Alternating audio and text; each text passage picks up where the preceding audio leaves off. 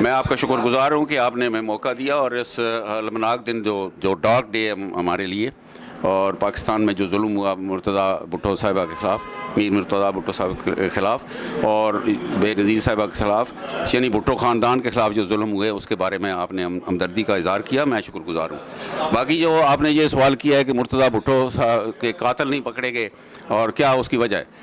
دیکھیے میں اس میں ہمیں بھی بڑی شرمندگی ہے کہ اپنی بہن کی پرائم منسٹری ہو اور اس کی پولیس جو ہے وہ اس کے بھائی کو مار رہے ہوں اور دن دیہڑے مار رہے ہوں، اور پھر المیہ یہ ہے کہ پولیس والے جن پر یہ الزام تھا ان کو نہ صرف بری ہوتے ہیں وہ، بلکہ ان کو پروموشن ملتی ہے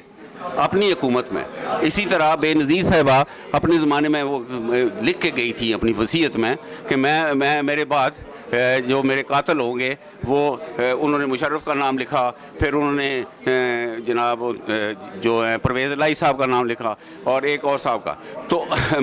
ہماری حکومت جب پیپلز پارٹی کی حکومت آئی زرداری صاحب کی، انہوں نے ان کو ڈپٹی پرائم منسٹر بنا دیا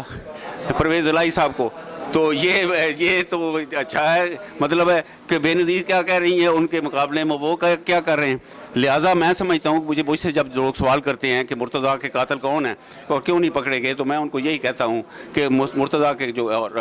وہی قاتل ہیں جنہوں نے سازش کر کے بے نظیر کو بھی قتل کیا ہے، اور یہ بھٹو کے مشن اور بھٹو کی فیملی کے سارے قاتل ہیں، اور ان کا ہونا چاہیے، اور ان کا میں سمجھتا ہوں کہ فیئر ٹرائل دوبارہ بھی اگر ہو سکے کیفر کردار کو پہنچنا چاہیے، کیونکہ یہ بہت بڑا ظلم تھا بھٹو عظیم کے ساتھ، اور بھٹو کی قربانیاں دیکھیں اور اس کے بعد اس کے خاندان کے ساتھ کیا اثر ہوا۔ لیکن اصل بات یہ ہے کہ بھٹو عدل چاہتے تھے، سوشیو اکنامک جسٹس چاہتے تھے، وہ جن کا ملک ہے ان کا راج دیکھنا چاہتے تھے، ملک ہے کما کے کھانے والوں کا، راج ہے لوٹ کے کھانے والوں کا، اس کو ریورس کرنا چاہتے تھے، اور اسی لیے یہ ساری صورتحال بنی ہوئی ہے۔ جہاں جو بھی چینج لانے کی کوشش کرتا ہے یا ریئل ڈیموکریسی کے لیے کرتا ہے وہ اس کو لیکویڈیٹ ہی کر دیا جاتا ہے۔ لہٰذا میرا نعرہ پچھلے 25 سال سے یہ ہے کہ اسٹیٹس کو مسٹ گو، کیونکہ یہ ساری رولنگ کلاس کم و بیش یہ ساری ڈاکوکریسی کی حامی ہے، ڈیموکریسی کے خلاف ہے۔ شکریہ۔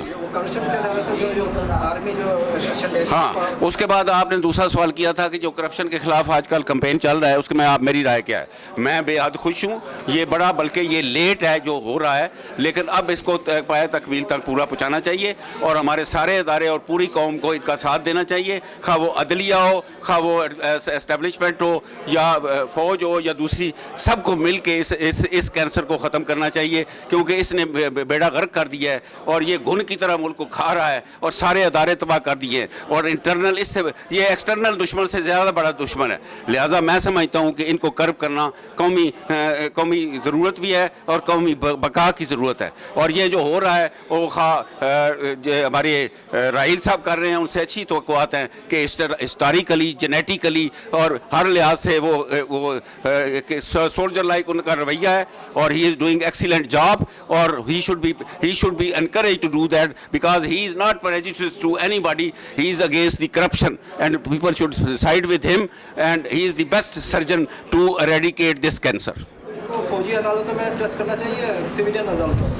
میں سمجھتا ہوں کہ اگر فوجی عدالتیں بھی اب جناب کانسٹیٹیوشنلی وہ ویلڈ قرار دے دی گئی ہیں، تو دوسری عدالتوں اور اس میں فرق یہ ہے کہ دوسری عدالتوں میں بہت لمبا کیس چلتا ہے اور فوجی عدالتوں میں شارٹ کٹ ہوتا ہے، جلدی ہو جاتا ہے۔ لہٰذا جلدی ہمیں اس چیز کا انصاف ہونا چاہیے، کیونکہ دوسری عدالتوں کے تو آپ کو پتہ ہے جو قاتل ثابت بھی ہو جائیں تو وہ 10 سال پھر بھی زندہ رہتے ہیں، لہٰذا ان کے ساتھ رعایت نہیں ہونی چاہیے۔ اور اب جو فوجی عدالتیں ہیں وہ مارشل کا لا کی عدالت نہیں ہیں، وہ کانسٹیٹیوشن کی عدالتیں ہیں۔ لہٰذا میں سمجھتا ہوں کہ ان کو ایریڈیکیٹ کرنے میں جو بھی ہو سکے وہ جتنا جلدی ہو جائے اتنا ضروری ہے، کیونکہ کینسر کو ٹائم نہیں دینا چاہیے، earlier the better. Keep watching TV 7 at 6، دیکھتے رہیے۔